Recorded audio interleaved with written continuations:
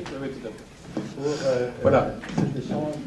Merci. Donc après la fonction publique territoriale, au passage juste, je signale que la charte dont nous avons parlé pour l'expérience du conseil départemental de Meurthe-et-Moselle sera disponible à la sortie de l'année, avoir plus d'éléments de cette expérience. Donc après fonction publique hospitalière, nous partons vers l'État et le ministère des Finances. Et plus particulièrement la DGFiP, donc Direction Générale des Finances Publiques. Là, il s'agira d'une structure qui regroupe quand même 110 000 salariés, donc c'est 110 000 agents, à la fois au niveau national et au niveau local. Et on va être complètement, je crois, au cœur de cet atelier, de cette session, puisqu'il s'agit bien du dialogue social de proximité. Et en entendant le dialogue social, peut-être pas uniquement sous la forme, peut-être qu'on a entendu beaucoup, finalement, la direction, syndicats, etc., mais aussi c'est le dialogue professionnel, le dialogue avec les agents, et voir comment ce dialogue se construit aussi avec les partenaires sociaux, mais à partir d'un dialogue avec les agents, puisqu'il va s'agir d'une expérience où il s'agira de mettre en valeur une expérience qui est déjà significative. Il y a, je crois, à peu près 5 ans d'expérience, donc c'est intéressant, d'espaces de dialogue au plus près du terrain, dans les services, et qui permettent l'expression des agents et des discussions à partir des problèmes concrets qu'ils rencontrent. Alors, on va donner la parole à monsieur Jean-Christophe Maubousson, en premier, qui est chef du bureau RH et qui est en charge des conditions de vie au travail, formation, différents aspects. Puis on aura les paroles également de syndicalistes, de Solidaire Finance, monsieur Abouzit, de la CFDT, madame Rakile Vanik, et puis également de l'UNSA, monsieur Duporlou, qui nous donneront évidemment leur point de vue sur cette expérience de dialogue de proximité. Alors, on va reprendre tout à fait peut-être la genèse, finalement.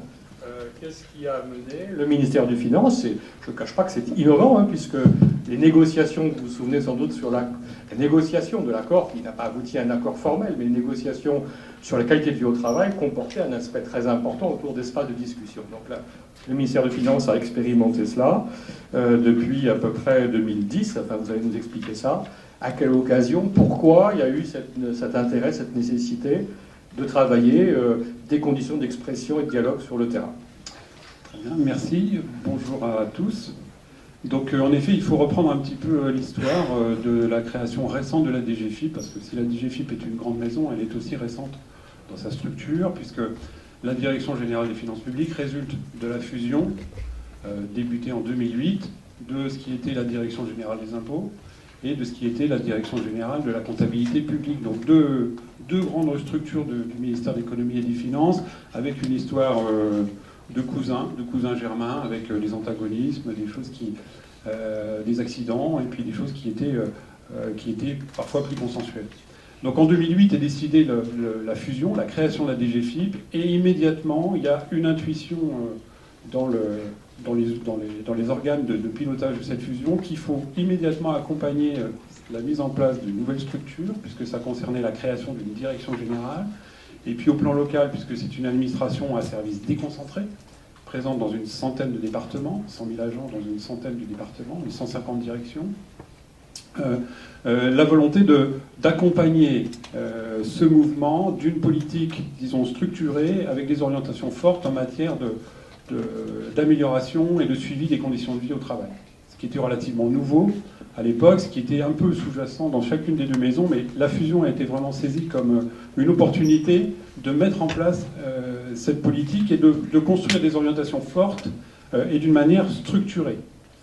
L'autre originalité également, c'est que, enfin originalité non, mais l'autre volonté également qui a été forte, c'était de construire cette politique d'amélioration et de suivi des conditions de vie au travail immédiatement avec les organisations syndicales dans un dialogue très nourri pour construire l'ensemble des outils qui permettaient de conduire cette politique de façon concertée, de façon contradictoire et concertée. Troisième élément fort, de se faire aider également par l'IRES, qui nous a accompagnés dans la construction de l'ensemble des outils. L'ensemble étant chapeauté en quelque sorte d'un organe un peu politique, qui est le Comité national de suivi du plan d'action des conditions de vie au travail, qui réunissait donc l'administration en charge de la mise en œuvre des politiques, les partenaires sociaux, les organisations syndicales, et souvent, au moins dans les premiers, présidé au plus haut niveau par le directeur général ou par le directeur général adjoint. Donc on voit bien que la nécessité, avec l'annonce de la fusion, qui allait effectivement changer un certain nombre de conditions de travail pour les agents. Ils allaient changer de chef, ils allaient changer de structure, la volonté d'accompagner immédiatement avec des outils, dont les espaces de dialogue. Voilà. Est-ce que vous pouvez nous dire un petit peu plus ce que sont ces espaces de dialogue? Alors, comment ils sont constitués? Quelles sont les caractéristiques finalement? Et puis je crois que dans le temps, vous avez aussi un petit peu évolué sur ces caractéristiques. Alors les espaces de dialogue, ce sont des espaces qui ont été conçus comme des espaces d'expression pour les agents sur leurs conditions de vie au travail. C'est à la fois un espace qui permet de s'exprimer sur les conditions de vie au travail, mais qui permet aussi de proposer des améliorations. Le but du jeu, c'est ça. C'est effectivement que concrètement, les agents eux-mêmes posent la discussion sur leurs conditions de vie au travail et que ce qui résulte de cette discussion soit porté à leur direction locale, à leur chef de service, pour que lui, derrière, se saisisse de certaines améliorations et puisse, d'une manière concertée, mettre en place des actions. Les espaces de dialogue, c'est une caractéristique très simple, c'est qu'ils se réunissent hors la présence du chef de service. Ce sont les agents qui se réunissent, les agents d'un service. Qui prend l'initiative? Alors, l'initiative est multiple, elle peut provenir des agents eux-mêmes, elle peut provenir du chef de service, elle peut provenir d'une organisation syndicale qui estime que dans un service, il y a besoin de faire le point, de faire un état des lieux sur les conditions de vie au travail, les conditions concrètes de vie au travail. Voilà. C'est une procédure qui est très structurée, avec un protocole qui a été discuté.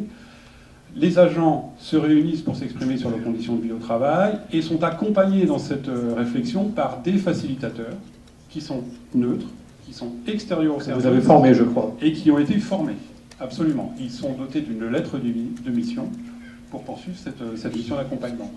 L'essentiel dans cette démarche, c'est que l'expression des agents est directe et libre, et elle est structurée sur ce qu'on appelle les exigences du GOLAC. Donc on retrouve les exigences professionnelles de la grille du GOLAC. Les facteurs de GOLAC, les 6 facteurs famille de GOLAC. Absolument. Voilà comment se structure la discussion. Les agents s'expriment, il y a un verbatim qui est rédigé sous forme de compte-rendu, et ensuite on entre dans une démarche entre guillemets contradictoire, où l'expression des agents est remise au chef de service de la structure locale ou au directeur local qui propose, lui, qui entérine ce qui a été effectivement indiqué par les agents, propose des mesures, ou indique que les mesures ne sont pas opportunes à ce moment-là, enfin, etc. Il y a un dialogue à ce moment-là qui s'engage, un dialogue un peu contradictoire, mais sur la base d'un écrit, et qui est vraiment l'expression des agents. Que des cadres, et qui à ce moment-là avaient un dialogue vis-à-vis de leur directeur local. Et depuis 5 ans, combien à peu près qu'on ait une idée un petit peu Alors on en a fait une bonne centaine, avec des espaces de dialogue qui sont des espaces de dialogue généralistes, qui se réunissent par service, où on balaye toutes les missions du service, toutes les conditions de travail du service.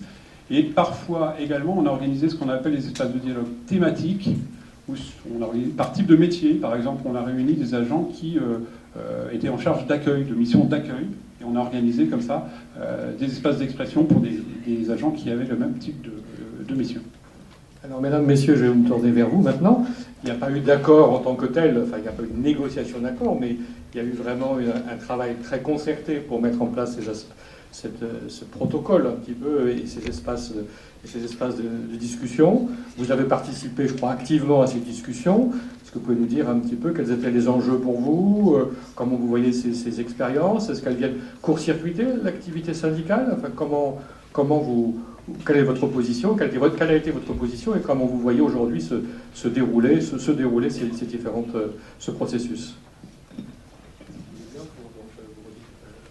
Oui, alors pour Solidaires Finances Publiques, ce qui nous a fait nous engager dans cette voie, c'est d'abord après un long travail de concertation qui ne se limite pas aux espaces de dialogue, puisque la question des conditions de vie au travail a été engagée dès 2008, donc c'est dans le cadre d'un processus plus large, puisqu'évidemment nous ne nous serions pas engagés simplement sur un aspect si ça n'avait pas été une prise en compte globale.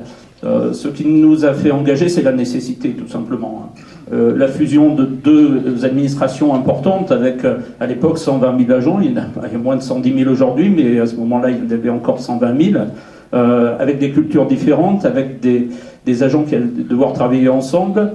Mais donc il y a cet aspect-là. Il y a également il y a également à ce moment-là sur sur la DGFiP, la nécessité, on se trouve à un moment où on était en phase d'intensification du travail, puisqu'il y avait à la fois l'aménagement-réduction, mais ça se traduisait par beaucoup d'intensification, qui avait délité complètement le dialogue professionnel. Les gens ne se parlaient plus dans les services, c'était un constat qui était fait depuis longtemps. Donc il y avait ça, il y avait également beaucoup de restructuration, beaucoup de réaménagements successifs, et il y avait une nécessité de revitaliser le dialogue. Alors, les deux prérequis que nous y avions mis, auxquels nous étions et nous sommes encore très attachés, c'était d'une part que le volontariat, en tout cas, puisque ils peuvent être à l'initiative de plusieurs acteurs, le volontariat des agents est requis. Il faut qu'un service soit volontaire pour s'engager dans cet espace de dialogue professionnel, sinon ça n'aurait pas de sens selon nous. Et également, point très important, c'est le positionnement comme tiers du facilitateur qui est un fonctionnaire, qui est de la DGFiP, mais qui n'est pas directement de la direction concernée, donc qui est en position de tiers et d'une relative neutralité. Donc ça, c'était vraiment les deux points importants.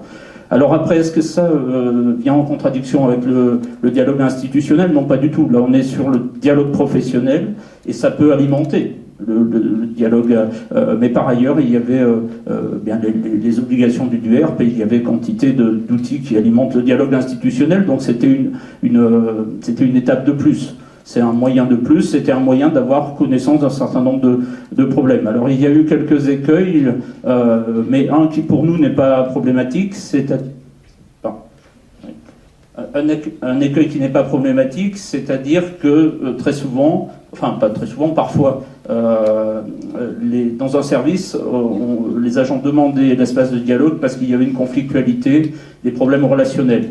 Mais à ce moment-là, ça n'est pas si grave que ça, puisque l'espace de dialogue ne va pas au bout, ne peut pas prendre en charge, il n'est pas fait pour ça évidemment. Mais en tout cas, au moins, le problème sort et si les agents, si les fonctionnaires du service ont exprimé la volonté d'avoir l'espace de dialogue en sachant qu'il y avait la conflictualité, c'est qu'ils ont la volonté de le régler. Donc c'était un moyen aussi de diagnostiquer ces situations, même si ça n'est pas fait du tout pour ça. Donc ça c'était un écueil, mais c'était, je vais dire que ce n'est pas du tout rédhibitoire. Alors en revanche, la grosse problématique, mais elle est assez complexe, elle vient du fait que nous sommes forcément une administration avec des missions d'essence plutôt régaliennes, chargées d'appliquer la loi, et que, évidemment, les directives ne sont pas malléables au plan local. Donc forcément, comment articuler un pilotage forcément centralisé avec des problèmes quotidiens et des questionnements quotidiens, c'est la grande difficulté de cet espace de dialogue, d'arriver à concilier des attentes concrètes avec des problématiques qui sont générales. Voilà, peut-être pour la CFDT maintenant, quel est votre point de vue? Bonjour d'abord. Alors la CFDT, tout ce qui touche aux conditions de vie au travail, on a tendance à dire que c'est notre ADN. Et dans le cadre de cet ADN, avant que l'on mette en place l'espace de dialogue, on avait fait une enquête sur les conditions de vie au travail auprès des agents dans tous les départements. Et cette enquête, elle a été révélatrice d'une chose importante, c'est que le niveau de la valeur travail au sein de la DGFiP, pour tous les agents, quel que soit leur niveau dans la hiérarchie, était extrêmement important. Donc cette importance a généré, à l'occasion de la fusion, un certain nombre de frustrations, un certain nombre de déceptions. Donc il y a eu un besoin de se faire entendre, de pouvoir parler, de discuter, d'échanger, en particulier dans une administration où effectivement, on vient de le dire, la démarche en général est plutôt une démarche descendante qu'une démarche ascendante. Donc c'est un point important de mettre en place des espaces de dialogue pour la CFDT qui a beaucoup poussé pour que ça fonctionne, qui a... Est-ce que vous aviez des conditions aussi de votre côté sur ce... Oui, nous avions des conditions. Les conditions ont été reprises par M. Mouboussin, à savoir qu'on voulait que ça soit sous l'égide d'une démarche scientifique des sciences humaines, avec le respect de ce qu'on connaît en psychologie du travail, dans les techniques d'approche sociologique du travail aussi, d'où la création de ce protocole et son instauration qui reprend tous ces éléments, et notamment la démarche au niveau des agents, avec des facilitateurs formés et extérieurs, avec le volontariat des agents dans un premier temps. Il y a eu aussi longtemps la question, est-ce que les organismes syndicales participaient pas, c'était le in, le off, on ne savait pas trop. Finalement, on a tranché. Elles ont la possibilité d'être à l'origine de ces espaces du dialogue, elles peuvent les demander, mais elles ne sont pas dedans. Par contre, dans le cadre du Comité national de suivi, elles sont censées recevoir les informations. Alors peut-être on reviendra là-dessus plus tard. Et l'enjeu aussi, c'était dans ce melting pot qui était la DGFiP à l'époque, et même encore un peu aujourd'hui, de faire adhérer les agents à cette démarche, c'est-à-dire de faire accepter d'aller parler, et d'aller parler autrement que dans des conditions de conflit. Et c'est la difficulté qu'on a eue au départ dans la mise en œuvre de ces espaces de dialogue. Alors, Bruno Cronier, aujourd'hui, vous estimez que les agents, ils connaissent bien le processus, ils demandent, ils attendent quelque chose de ces espaces? Alors, ils attendent pour certains, et d'autres les redoutent, justement à cause du dévoiement qui a été fait au départ dans la mise en place, puisqu'on a commencé à parler de ces espaces de dialogue quand il y avait des débuts de conflits ou des conflits avérés. Or, quand il y a conflit, il n'y a pas espace de dialogue, mais il y a médiation. Alors aujourd'hui, la DGFiP s'est dotée d'un médiateur. Donc à partir du moment où il y a médiation, nous on espère, en tous les cas à la CFDT, que ces espaces de dialogue vont reprendre du poil de la bête, si je puis m'exprimer ainsi, et se développer. Et d'ailleurs, je crois que c'est ce qui se passe en ce moment. Il y a un certain nombre d'espaces de dialogue qui sont demandés par des agents, par des cadres, par thématique ou par métier. Et ça, pour nous, c'est important parce que c'est vraiment l'endroit où on peut s'exprimer sur son travail, sur les process, sur le fonctionnement du service, en dehors de tout jugement. Et cette absence de jugement est importante, et c'est ce qu'on fait comprendre aux agents en leur disant « vous pouvez y aller parce que vous ne serez pas considéré comme le vilain canard qui a dénoncé le fait que le voisin ne mettait pas le tampon dans le bon sens ». Donc ça, c'est extrêmement important pour nous. Merci. Pour l'UNSA, même question. Alors en fait, il y a eu quand même un très gros consensus de toutes les organisations syndicales de la DGFiP sur tout le protocole et tout ce qui s'est mis en place. Donc je dirais rien d'autre de plus que mes collègues là-dessus. Mais simplement, nous à l'UNSA, on voulait une chose importante, c'est que les agents redonnaient la parole aux agents. Parce que le problème, c'est qu'à la DGFiP, à un moment donné, comme mes collègues l'ont dit, il n'y avait plus de dialogue en fait entre la hiérarchie, des équipes dirigeantes, mais même les cadres de proximité. Donc les réunions de service, on parlait, il n'y en avait presque plus, on parlait plus du travail. Et donc voilà, il était important de pouvoir parler du travail parce que finalement, quand on est dans une équipe, si on ne parle pas du travail, ça ne sert à rien, quoi. Donc, et comme l'a dit ma collègue de la CFDT, c'était surtout des ordres qui venaient d'en haut. Donc on ne pouvait pas discuter de la façon de travailler, quoi. On nous imposait la façon de faire. Et donc certains collègues, ça a posé des problèmes. Il y a eu notamment des risques psychosociaux, puisque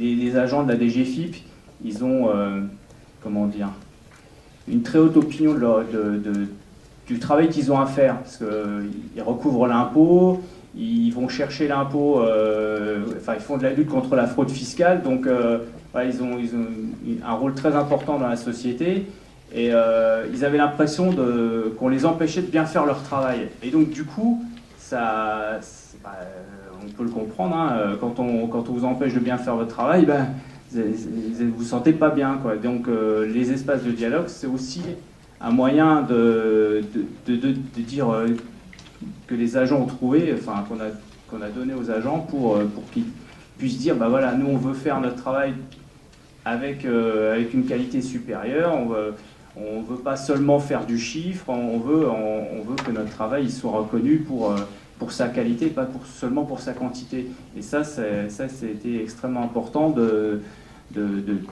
les agents puissent le dire, parce qu'on avait ça, ils le disent effectivement dans les groupes. Ils le disent effectivement. Alors bon, il y a des choses.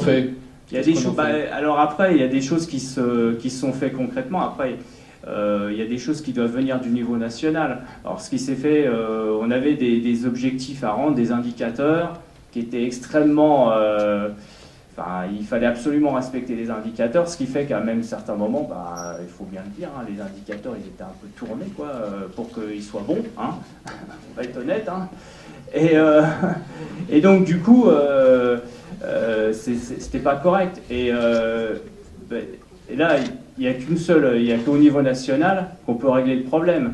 Donc le directeur général a pris l'initiative, c'est de dire, voilà, les indicateurs, il y en avait une multitude, on ne sait même pas dire le nombre qu'il y en avait, mais il y en avait beaucoup.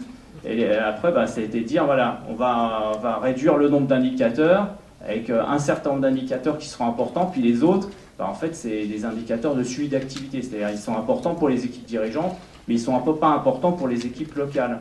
Alors qu'à un moment donné, tous les indicateurs étaient importants, c'est-à-dire il fallait que tous les indicateurs soient bons, et travailler sur tous les indicateurs en même temps, c'est pas possible.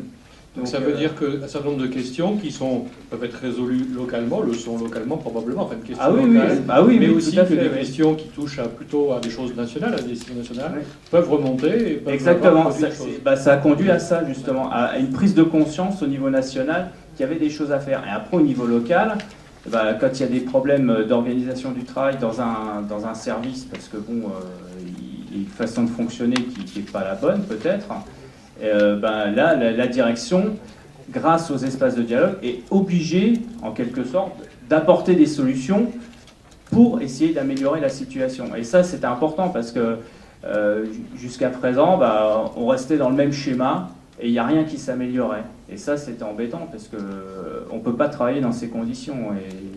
Et ça a permis de faire évoluer les choses. Alors, vous avez évoqué tout à l'heure un écueil qui était les situations très conflictuelles, peut-être de personnes, en tous les cas, qui se manifestent comme ça, et en disant donc qu'il y a des procédures maintenant de médiation qui sont, je crois que c'est tout à fait récent, hein, qui essaient de se mettre en place, qui se développent. Ceci dit, la différence n'est peut-être pas toujours si évidente. Finalement, s'il y a conflit entre personnes, c'est aussi parce qu'il y a conflit sur le travail, peut-être. C'est l'outil qui manquait, la médiation, effectivement. Parce que souvent, on a utilisé l'espace de dialogue sentant qu'il y avait quelque chose qui était inexprimé autour des conditions du travail, de l'ambiance de travail. Et c'est vrai que parfois, on s'est aperçu à l'issue des espaces de dialogue qu'il y avait un véritable conflit. Ceci étant, ça ne veut pas forcément dire que c'était inutile de faire un espace de dialogue. Parce qu'il y a des choses qui sont concrètement exprimées, il y a des agents qui n'avaient jamais pu s'exprimer, et là au moins ils ont été entendus, et parfois on a suivi effectivement ce qui était exprimé.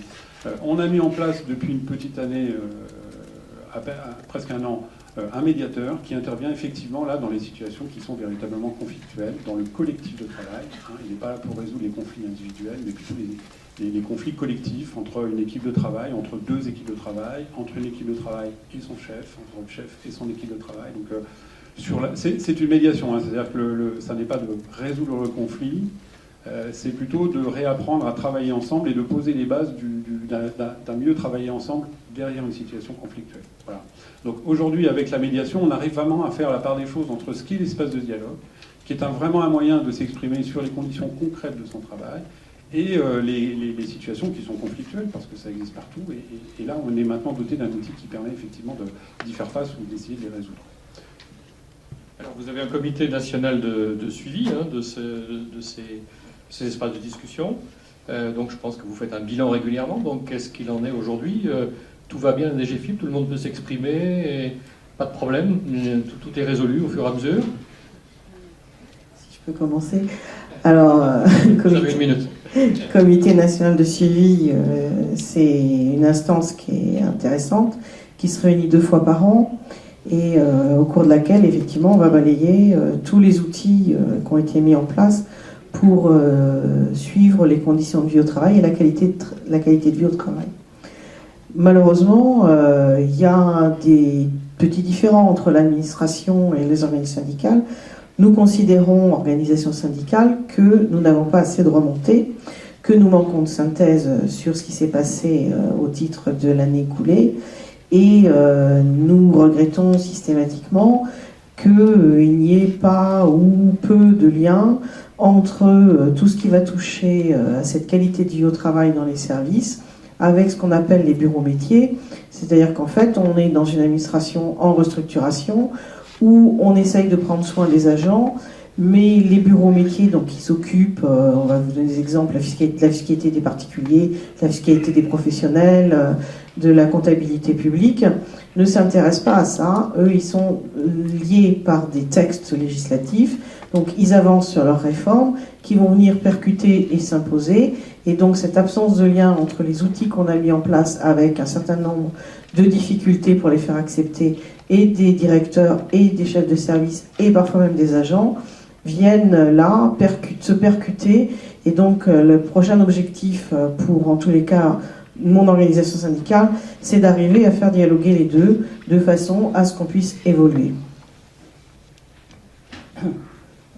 Oui, ça n'est effectivement pas un long fleuve tranquille que cette question des conditions de vie au travail, puisque depuis 2008, les discussions sont engagées, le comité se tient régulièrement, donc avec l'ensemble des organisations syndicales. Alors, il y a la CGT, Force ouvrière, qui ne sont pas présents, mais qui sont évidemment présents à la DGFIP et impliqués là-dedans. Et avec donc ces deux organisations et Solidaire, nous sommes en conflit ouvert depuis 2 ans sur cette question-là, alors qui n'est pas, non pas sur l'aspect de suivi. Il y a toute une partie, les outils de suivi, d'amélioration des conditions de vie au travail, les espaces de dialogue, le suivi du DUERP, il y a un tableau de bord de veille sociale qui apporte des éléments très utiles au dialogue local, en proximité, là en l'occurrence. Ça, c'est à peu près, ça fonctionne à peu près, hein, mais le suivi administratif de ces instruments-là ne pose pas de problème majeur. Ce n'est pas ça l'objet du conflit. En revanche, la dimension de pilotage, hein, de l'administration, la dimension réellement politique de ces problématiques, c'est cela qui pose problème. Donc est-ce que l'on prend vraiment à bras le corps ces questions-là, en sachant que les espaces de dialogue, c'est finalement un tout petit réceptacle où tous les problèmes arrivent, et puisqu'ils n'ont finalement ils n'ont pas que ça pour s'exprimer, mais les agents n'ont que ce moyen-là pour se faire entendre directement, en dehors de ce qu'ils peuvent faire par ailleurs avec les organisations syndicales. Mais en termes de remontée institutionnelle, il n'y a que ça, et les attentes sont trop importantes.